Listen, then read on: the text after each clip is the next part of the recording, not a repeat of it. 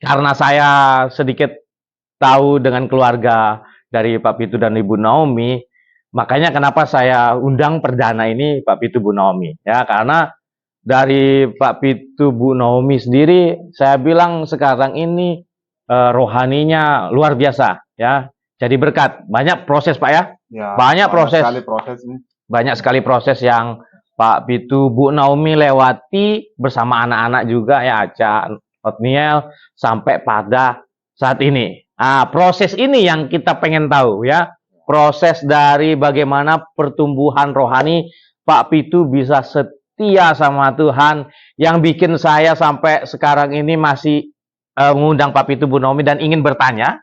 Ini mengenai juga bagaimana kesetiaan Ibu Naomi dan Pak Pitu kepada Tuhan yang ada di pelayanan Efrata ini. Karena kalau lihat setiap bulan kita ada doa puasa awal bulan. Dan laki-laki atau pria yang setia untuk ikut doa puasa setiap bulan itu Pak Pitu. Ya. Sekarang ini dulu ada Pak Heru. Beliau itu duet lah, duet. Sekarang duetnya sama saya. Ya, di doa puasa setiap bulan itu jam 1 siang itu setiap Jumat awal bulan kita selalu berdoa ya Pak ya. Dan Pak Pitu selalu hadir. Sementara Pak Pitu juga bekerja. Pak Pitu bekerja. Dan juga yang paling saya luar biasa, 10 hari doa puasa, 10 hari itu Pak ya. 10 hari doa puasa, 10 hari itu Pak Pitu ada. 10 hari itu Pak Pitu ada. Dan itu doanya jam 1 siang, bukan malam, bukan setelah bekerja. Dan nah itulah dan 1 siang ya. Jadi itulah yang bikin saya sesuatu yang pengen tahu Pak. Pengen tahu dan coba di-sharingkan ke kita bagaimana Pak Pitu kenapa bisa komitmen sama Tuhan, tetap hadir dalam doa, tetap hadir dalam puasa. Kenapa bisa seperti itu? Ya, karena saya sudah merasakan kebaikan Tuhan itu yang luar biasa dan dahsyat dalam kehidupan saya pribadi maupun keluarga saya gitu. Disitulah saya tidak bisa balas kebaikan Tuhan dengan apa yang saya miliki, apa yang saya punya sesuai dengan ukuran hidup saya gitu. Makanya saya itu yang saya bisa lakukan itu ya untuk melayani Tuhan, untuk mencari Tuhan. Karena ada firman Tuhan itu, carilah dahulu kerajaan Allah dan kebenarannya, maka semuanya itu ditambahkan kepadamu. Tapi bukan hanya kita ngomong masalah berkat jasmani lah. Berkat rohani juga ada, damai sejahtera dalam rumah tangga, kesehatan juga. Saya kan berpikir gitu selama saya berada di sini gitu. Saya berpikir, saya melangkah pagi, saya jalan itu, saya berdoa sama Tuhan. Tuhan, apakah Tuhan masih izinkan saya pulang nanti sore saya bertemu dengan istri saya atau bagaimana? Nah itu yang tertanam dalam hati saya. Jadi itu yang saya rasakan, makanya itu Tuhan itu luar biasa dalam kehidupan saya gitu, maupun dalam keluarga saya. Nah, tapi yang pengen saya tahu juga dari apa yang Pak Pitu tadi kasih tahu bahwa kenapa Pak Pitu setia tadi ya? Tadi kan setia berdoa nih karena ya apa yang sudah diterima Pak ya? Apa yang sudah diterima tadi sudah diceritakan singkat. Pulang ke Bali ke kampung pun tidak ada apa-apa Pak ya. Keterkatung-katung lagi, tidak ada lagi kerjaan-kerjaan seperti itu. Bahkan sampai sekarang ini ya kalau kita melihat ya Pak Pitu Bu Naomi sekarang sudah ibaratnya ada kerjaan sendiri. Dulu kan Bapak ikut orang, sekarang punya kerjaan sendiri, ya, sama dengan Ibu juga sudah punya tempat tinggal sendiri. Yang puji Tuhan saya katakan itu semua karena anugerah Tuhan. Benar. Ya, semua anak anugerah Tuhan. Tetapi kesetiaannya itu bukannya semakin lemah, tapi kesetiaannya itu semakin bertambah. Apalagi selama doa 10 hari yang kemarin itu 10 hari Bapak tinggalkan, ibaratnya bukan tinggalkan sih, bekerja tetapi tetap disediakan waktu itu untuk berdoa. Pulang Bapak berangkat pagi, siang pulang. Pulang itu kadang 12:30, kadang jam 12. Nah, 12:30 jam 12 sudah pulang, setelah itu kerja lagi? Enggak, Atau sudah istirahat. bisa. Nah, setelah itu istirahat. Ya. Nah, Bapak kan sudah 10 hari Bapak setia seperti itu. Nah, pertanyaannya Bapak ini enggak rugi nah, Ya. meninggalkan pekerjaan itu berapa kerugian yang misalkan Bapak tinggalkan, Bapak hitung dah itu 1 hari rugi berapa, setengah hari yang Bapak tinggalkan itu selama 10 hari. Apa Bapak nggak merasa rugi? Nah, dia luar biasa. Anu mic-nya dia, Bu Naomi. Ibu Naomi. Gimana? Ini ada dia selama 20 hari ya dia. Puji Tuhan, merasa luar biasa berkat Tuhan itu ya. Ya, saya katakan itu suami saya kan cepat sekali ya, kayak meringan hatinya gitu ya. Mungkin itu Roh Kudus ya dia ya. Dia tiba-tiba itu cepat datang gitu ya. Saya pikirnya ikut apa enggak gitu ya. Tiba-tiba cepat datang ya. Terima kasih Tuhan, Engkau baik ya Tuhan. Bisa suami saya ikut gitu, saya senang gitu ya dianya. Tapi itu pun juga ya barang-barang juga itu ya luar biasa dia laku gitu. Laku ya? Laku dia. Lain ininya gitu, kalau apa namanya, saya jualan itu kalau memang kita utamakan Tuhan itu lain sekali gitu. Iya. Kalau saya jalan seperti ini, mungkin saya ini kayak tadi kan sampai jam 3 gitu, kadang-kadang jam 4 gitu. Wow. Tergantung ini. Tapi kalau untuk Tuhan ya nggak tahu. Habis itu ini kok cepat waktunya. Kayak ini sak ketemu langganan, turun bayar, habis jalan ini. Waktu doa 10 hari itu walaupun setengah hari tapi malah tetap ini. Bagaimana kita kalau doa terus, Pak? itu yang saya rasakan itu, makanya nggak bisa kita lupakan kebaikan Tuhan gitu. Itu aja poinnya gitu. Jadi dari hal itu teman-temannya mungkin kita bisa simpulkan bersama ya, Tuhan itu tidak pernah berhutang. Tidak pernah berhutang. Ya, Tuhan itu tidak pernah berhutang. Asalkan kita setia. Setia sama Tuhan. Gitu. Asalkan kita setia dan kita tidak pernah perhitungan dengan Tuhan. Ya, betul, Bu ya, Pak ya. Betul, tidak pernah perhitungan dengan Tuhan. Karena ini tidak masuk dalam kalkulator manajemen, Pak. Ya. Ya, dalam bisnis itu nggak masuk, Pak. Nggak masuk dalam bisnis itu berapa lama kita buka dan itu untung. Ya. Kalau Bapak ini berubah, karena berubahnya dalam arti ini buka kerja setengah hari melebihi kerja 1 hari. Atau sama dengan 1 hari, ya. Atau sama dengan 1 hari, karena itu kan sesuatu yang di luar nulur, Pak ya. Nah, dari situ juga yang kita melihat dari sini teman-temannya mungkin pelajaran juga untuk kita ya, apapun ya utamakan Tuhan, gitu ya. Utamakan Tuhan, ketika kita mengutamakan Tuhan, Tuhan tidak pernah tinggalkan kita, Pak ya. Dan itu sudah dirasakan oleh Pak Pitu dan Bu Naomi. Pak Pitu, Bu Naomi ini kalau saya katakan sudah sukses. Ya, kalau sukses ini takaran kita beda-beda loh ya. Takaran suksesnya Karina, Koko Aaron, siapapun kita beda-beda sukses kita ya. Suksesnya saya tangganya beda-beda. Mungkin ada yang sudah melangkah 3 tangga, mungkin di antara kita ada yang sudah 10 tangga. Suksesnya beda-beda. Tapi ketika kita bisa melangkah 1 tangga, itu sudah sukses. Luar biasa. Ya, ketika sudah 4 tangga kita langkah lagi 1 tangga, itu sudah sukses. Tapi jangan sampai kita berhenti untuk sukses, itulah ya. Dan terus kita melangkah. Dan Pak Pitu luar biasa ya. Mohon maaf, banyak orang-orang di daerah kita ini yang pendatang seperti dengan Pak Pitu, Bu Naomi, banyak ya. Tapi kalau dibilang setia, mohon maaf, belum setia mungkin Pak ya. Belum setia. Kita juga masih dalam proses juga. Ya. Dalam proses. Itu dah dalam prosesnya Bapak. Banyak kekurangan saya dan keluarga. Nah, itu dalam prosesnya Pak Pitu, Bu Naomi dan anak-anak yang ada ini memberi pelajaran penting untuk kita pemuda, Pak. Pemuda ini supaya pemuda jadi pemuda yang setia. Bagaimana jadi pemuda yang aktif, bagaimana menjadi pemuda yang tidak perhitungan dengan Tuhan. Bahkan sekarang ini kalau kita katakan Pak Pitu ini sudah jadi pendoa di gereja kita. Karena WL sudah menunjuk Pak Pitu untuk berdoa. Ya Pak ya. Tapi masih banyak kekurangannya gitu. Itu sudah luar biasa Pak ya. Itu sudah luar biasa ya. Teman-teman ya, pemuda harus bisa lebih keren lagi dalam hal berdoa. Jangan sampai kita ini berdoa masih, aduh ya. Jangan sampai kalah jauh kita dengan orang-orang tua kita yang sudah berdoa. Oke teman-teman, ada yang mungkin bertanya dari kesaksian-kesaksian dari Pak Pitu dan Bu Naomi. Apa yang ingin ditanyakan mengenai kerohanian ya, mengenai kerohanian, bukan mengenai berapa pacarnya, berapa mantannya. Nggak usah ditanya yang itu ya. Mungkin mengenai rohaninya Pak Pitu, Bu Naomi, kenapa sih bisa sampai mau melayani ya? Dan Ibu Naomi salah satu orang yang minta untuk melayani. Bukan saya yang datang, Bu melayani ya? Enggak. Tapi Bu Naomi sendiri, Dion, saya mau melayani. Betul Bu ya? Saya mau melayani. Boleh enggak saya melayani? Dan sekarang melayani jadi singer ya. Dan saya bilang, katakan sama Bu Naomi, semua kita belajar. Yang penting mau belajar.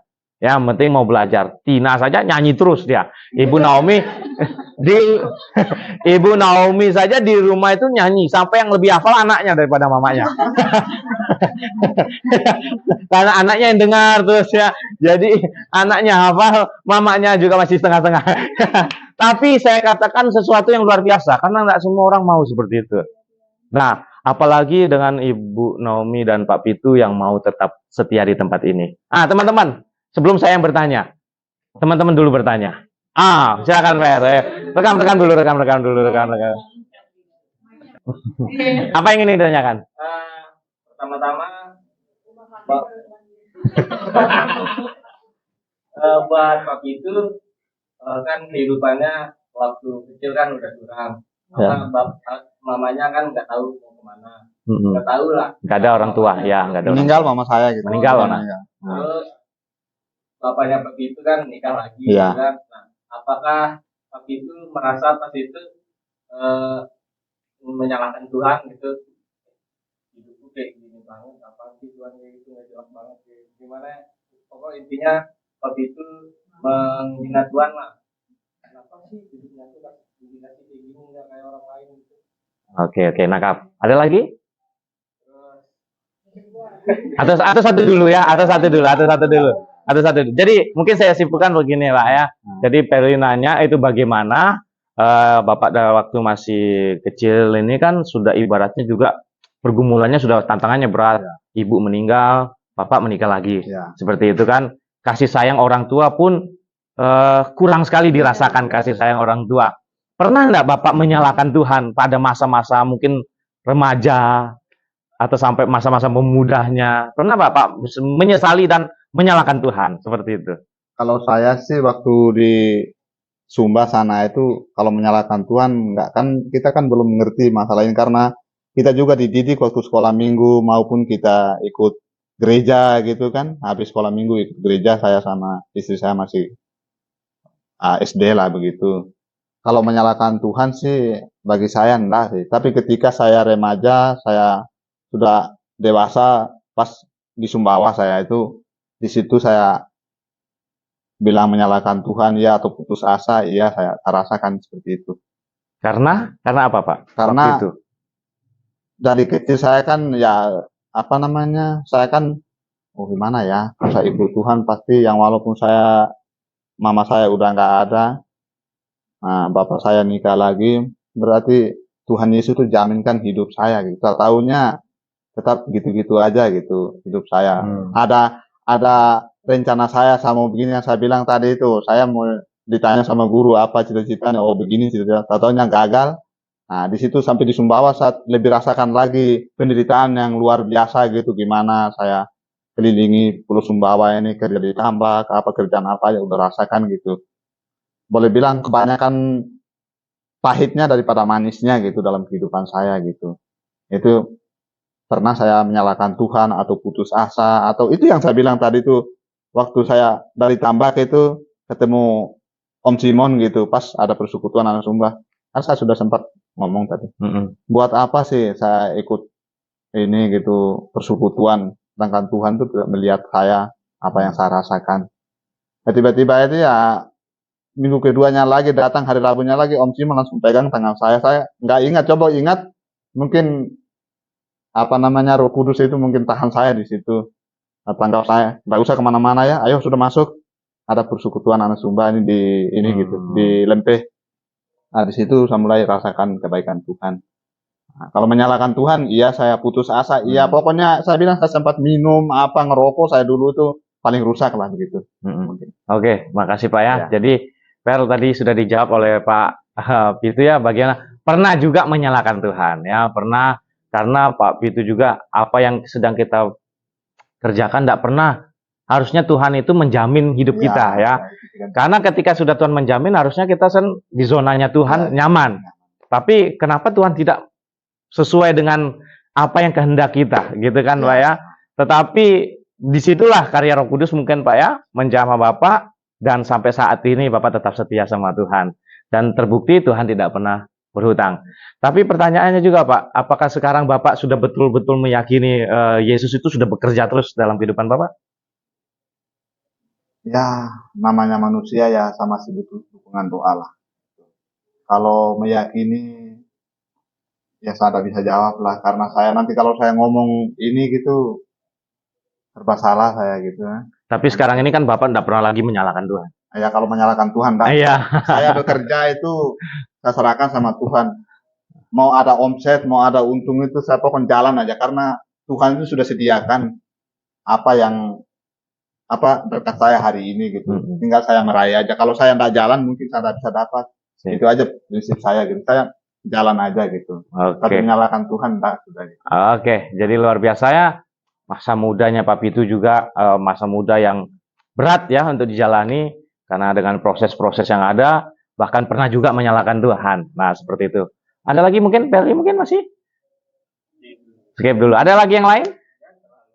Ada lagi yang lain dulu, yang lain. Waktu kita tinggal 10 menit lagi. Ada lain?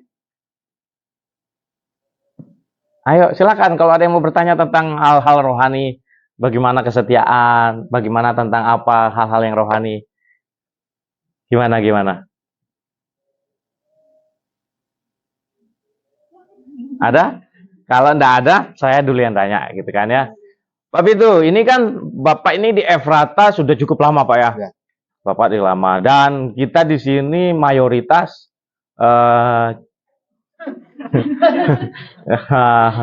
tidak rasis kita ya, tidak rasis. Kita mayoritas dari Cina ya, jemaat-jemaat dari keluarga-keluarga Cina yang ada di sini.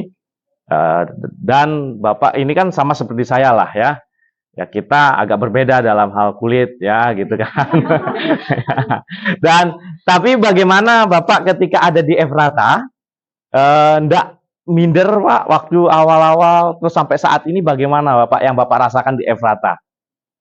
Kan berbeda kita nih Pak. Bapak kan lihat kan wah lain-lain ini gitu kan.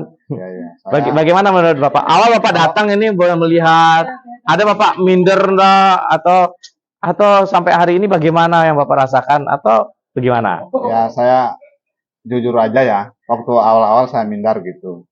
Saya minder karena saya orang dari sana, dari Sumba cuma saya satu-satunya di sini gitu. Belum jemaat itu ya kita katakan 90% atau 95% itu orang Chinese gitu. Nah, baru yang lain-lain gitu, termasuk Mas Dion gitu. Nah, jadi saya masih ada rasa minder gitu. Tapi berjalannya waktu itu, karena di sini tidak membeda-bedakan. Semua di sini adalah keluarga GPD Efrata gitu, tidak pernah membedakan kulit putih, kulit hitam, rambut lurus, rambut keriting gitu. Semuanya disayang Tuhan. Di situ saya ini gitu, saya rasakan luar biasa berkat Tuhan di tempat di gereja ini GPD Efrata gitu. Kalau pengalaman saya di Sumbawa bukan saya banding-banding, bukan saya ceritakan ininya. Kalau saya disensor kok Pak, nanti disensor. Gereja gitu. Masih bujang gitu. Satu kan hampir 50% orang Chinese, 50% orang pribumi dari Sumba atau dari mana-mana, dari Jawa campur. Nah, kalau di sebelah sananya orang pribumi, di sananya orang Chinese. Kiri pribumi. Nah, ini Chinese. Yang kiri pemilik bumi. Bukan saya ini kan, bukan. Itu pengalaman saya. Karena itu yang sudah terjadi Pak ya. Sudah terjadi. Ya, mungkin pengalaman. Tersinggung lah ya. Nunda. Kalau di sini semua milik bumi Pak. Makanya kita di situ saya pengalaman. Habis itu saya berjemaat di sini, beribadat di sini gimana? Perbedaannya luar biasa lah. waktu pengalaman saya masih bujang, setelah saya menikah masih di Sumbawa gitu. Di sini kok lain gitu ya. Oh ramah orangnya, oh baik gitu. Nggak seperti yang kita bilang, nggak beda-bedakan gitu.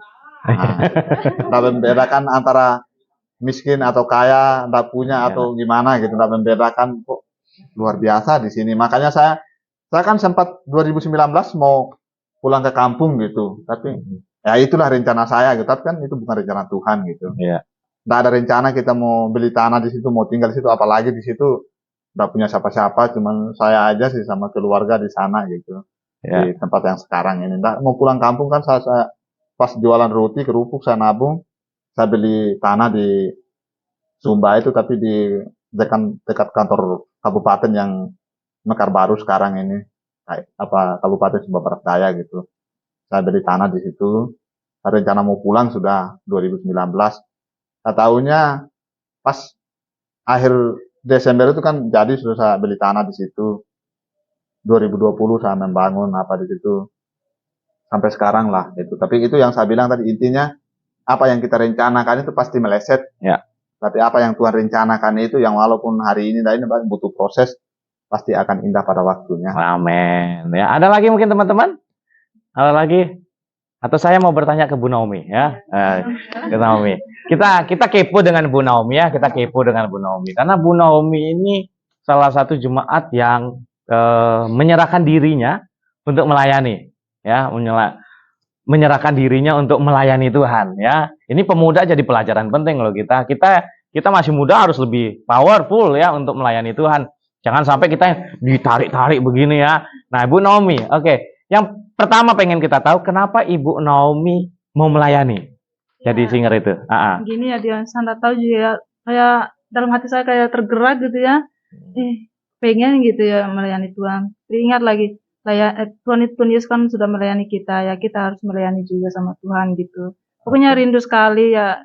Saya padahal pikir saya itu nih, suara saya ini kan kecil ya, gimana ki orangnya itu jemaat nanti kalau nyanyi gimana. Tapi hati saya itu kayak terdorong ya dia ikut nyanyi, pokoknya ikut kasih tahu menghadap tante itu saya masih ini, tapi dalam hati saya tergerak gitu, ngomong lah gitu. Ya, saya ngomong aja apa ada sama tante itu, saya jalani aja ya, serahkan sama Tuhan gitu.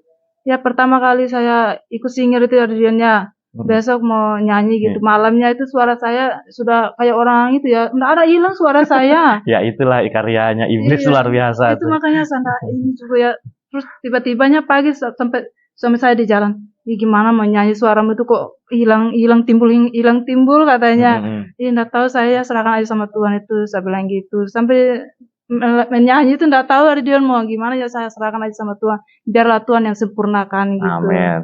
Gitu Jadi aja. memang dari Bu Naomi sendiri selalu bilang sama saya, ada Rion, saya nih masih jauh. Saya bilang bukan masalah bagus.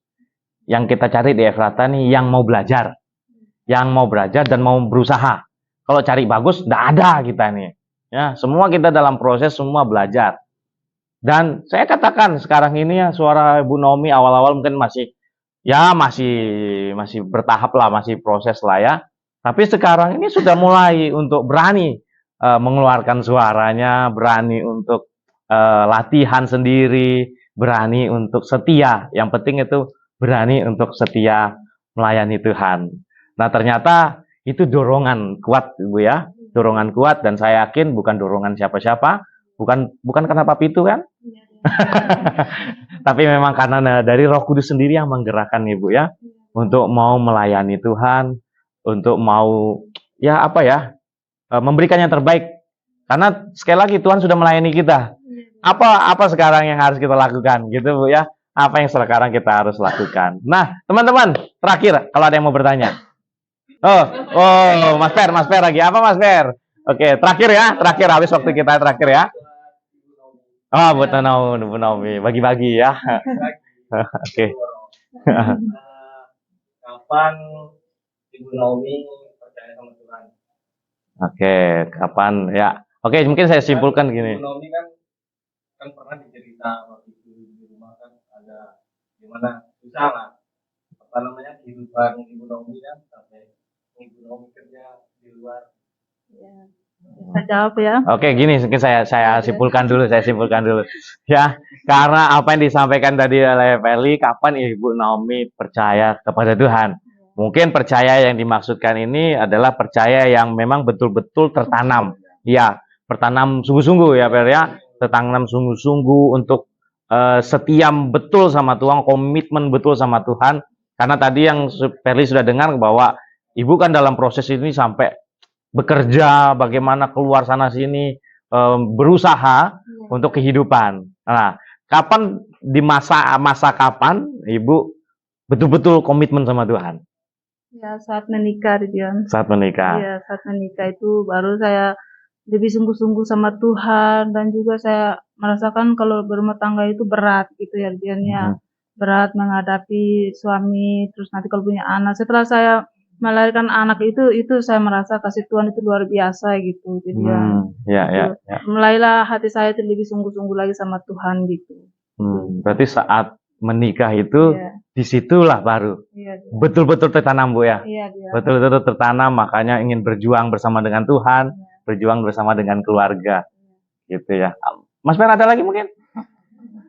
Kalau yang saya yang saya ngambil pelajaran dari kehidupan keluarga Bu Naomi dengan Pak Pitu ini, pelajaran pentingnya itu bahwa yang kita lihat sudut pandang kita, kadang-kadang sudut pandang yang kita mau semuanya instan.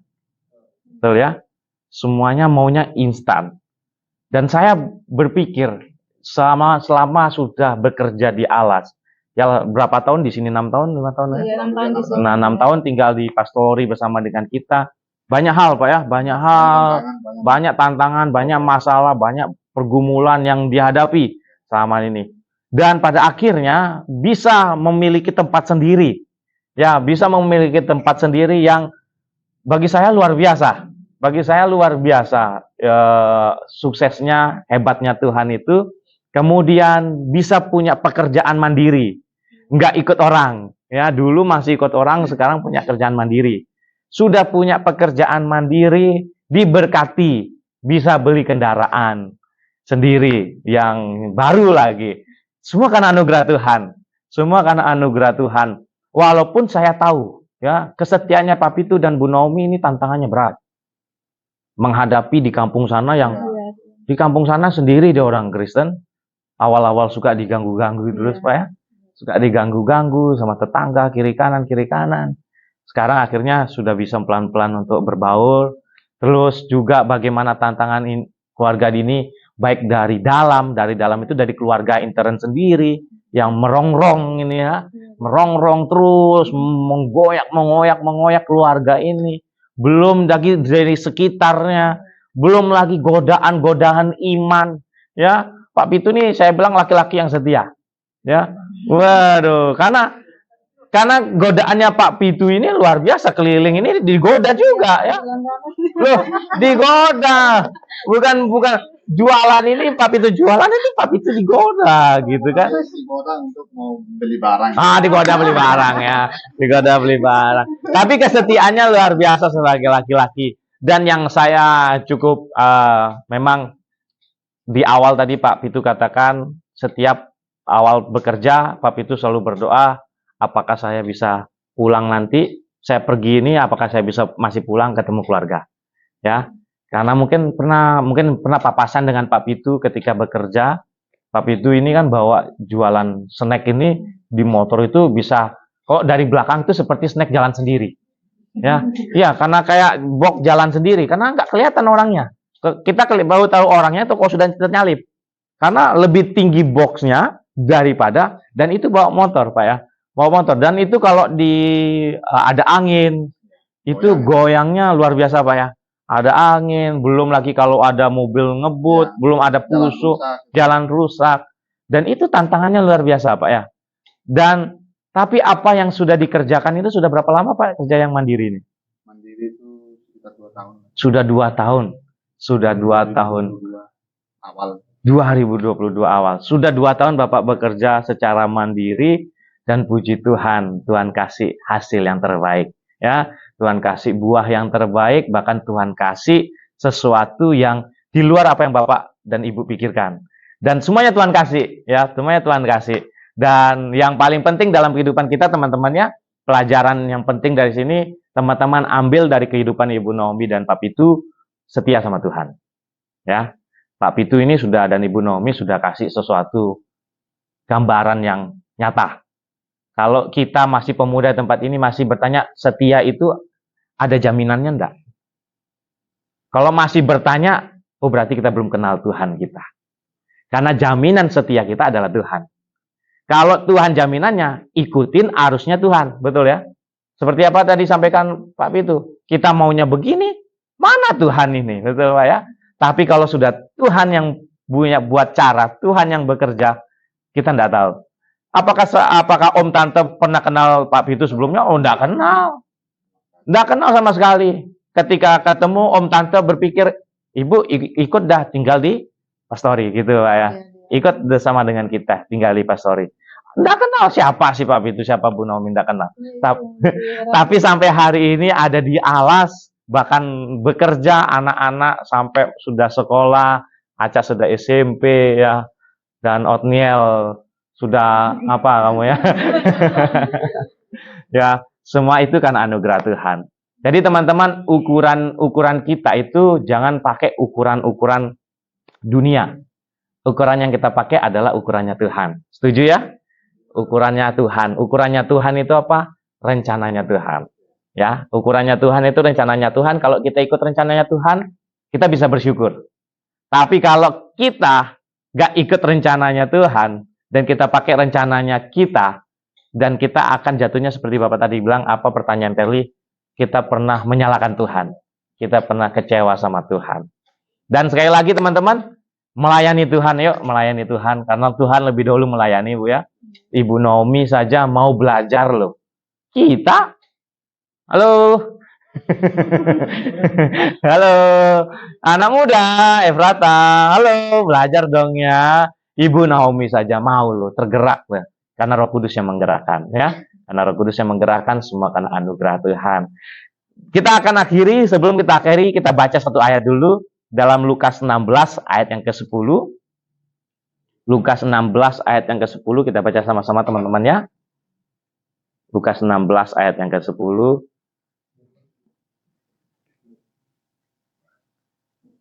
Ya, Lukas 16 ayat yang ke-10. Yang sudah dapat katakan amin. Yang masih download? Atau yang mau tethering dulu? Oke, Lukas 16 ayat 10, kita baca sama-sama hitungan ketiga, 2, 3. Barang siapa setia dalam kecil, ia setia juga dalam perkara-perkara besar. Dan barang siapa tidak benar dalam perkara-perkara kecil, ia tidak benar juga dalam perkara-perkara besar. Jadi sesuatu yang luar biasa ya, setia dalam perkara kecil. Ya, seperti apa yang tadi Pak Pitu katakan, setia saja dalam perkara kecil, perkara-perkara yang sejatinya itu sesuatu yang dianggap oleh orang itu apa sih Pak ya? Orang lihat mungkin ya, mohon maaf ya, mohon maaf. Mungkin orang lihat Pak Pitu, Bu Naomi sebelah mata, tapi kalau Tuhan melihat, tidak pernah Tuhan melihat dengan sebelah mata. Ya, Tuhan lihat sesuatu yang wow, luar biasa. Bahkan yang kita pernah juga pergumulkan, bagaimana Ibu Naomi dan keluarga ini mendapat sesuatu yang layak sebagai keluarga, dan pergumulannya Om Tante, dan akhirnya terjawab pergumulan itu. Ibu Naomi dan Pak Pitu merasakan luar biasa, sampai pada yang saya juga sangat-sangat merasa itu semua karena anugerah Tuhan. Ibu Naomi usus buntu. Iya, iya. Usus buntu itu baru ketahuan setelah sudah mulai parah, Bu ya. Iya, dia. Sudah mulai parah dan tidak bisa ditahan. Baru Ibu periksa. Iya, dia. Baru Ibu periksa. Setelah periksa itu harus operasi. Iya. Ibu ya, Iya. harus operasi. Iya. Dan itu diminta biaya berapa, Bu waktu itu? 10 juta. 10 juta. Diminta biaya 10 juta. Dan Om Tante katakan buat BPJS. Iya, buat ini 2 minggu. Dah, buat BPJS Bu ya. Iya. 2 minggu. Buat BPJS. Buat BPJS itu bukan setelah jadi langsung besok bisa Iya. bisa dipakai. Setelah buat 2 minggu baru bisa dipakai. Betul Bu ya? Iya. 2 minggu harus menahan sakit yang begitu keras. Ya. Dan saya pernah tahu ada anaknya dosen sakit usus buntu, itu kalau sampai sudah bernanah, wah, nyawa taruhan. Apalagi kalau sudah sampai meletus, itu pecah, itu sudah racun. Itu sudah racun yang menyebar, dan itu nyawa taruhannya. Tapi Bu Naomi 2 minggu berjuang. Ya, saya datang ke sana, berdoa, bagaimana, mau bergerak sedikit aja, begitu Bu ya. Iya. Mau bergerak sedikit aja. Tapi Tuhan, kalau Tuhan yang bekerja, Tuhan yang berkarya, 2 minggu, itu tidak ada pecah sedikit pun Bu ya. Iya. Tidak ada pecah sedikit pun. Dan dioperasi, Ibu bayar? Pakai BPJS. Pakai BPJS. Iya. Semuanya gratis. Iya, gratis. Ya. Tuhan yang atur. Amin ya. Tuhan yang atur. Teman-teman, jadi jangan pernah kita sedikit pamrih dengan Tuhan. Jangan. Jangan pamrih, aku mau begini nanti supaya Tuhan begini. Aku mau begitu nanti supaya Tuhan lebih begitu lagi memberkati kita. Jangan. Pokoknya kasih yang terbaik. Tuhan itu tidak akan pernah berhutang. Amin. Setuju teman-teman? Setuju ya? Setia dalam perkara kecil, kita akan juga dikasih dengan perkara-perkara yang besar. Terima kasih Pak Pitu, Bu Naomi, terima kasih waktunya ya berbagi bersama dengan kita.